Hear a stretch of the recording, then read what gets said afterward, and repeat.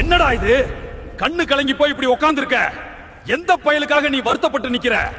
கூடவே இருந்துட்டு குழி பறிச்சவனையும் ஒன்னா தட்டுல சோறு தின்னுட்டு முதுகுல குத்துனவனையும் நினைச்சா விடுடா.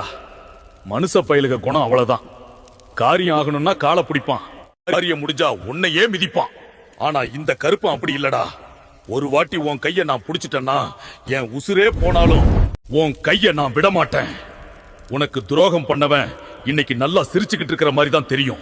ஆனா அவன் இழிவுக்கான கணக்க நான் எப்பவோ எழுதி முடிச்சிட்டேன். என் அருவா சும்மா வீசாதுடா. நீ சிந்தின ஒவ்வொரு சொட்டு கண்ணீருக்கும் அவன் வட்டியும் முதலுமா. பதில் சொல்ல வேண்டிய காலம் வந்துடுச்சு. உன் வீட்டு மேல வீசுற எவன் கெட்ட பார்வையும் உன் வாசல் தாண்டாது.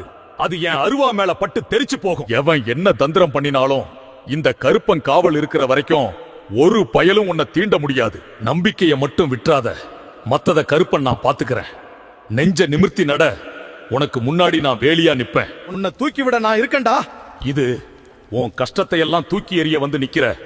இது இந்த வீர கருப்பசாமியோட சத்திய வாக்கு.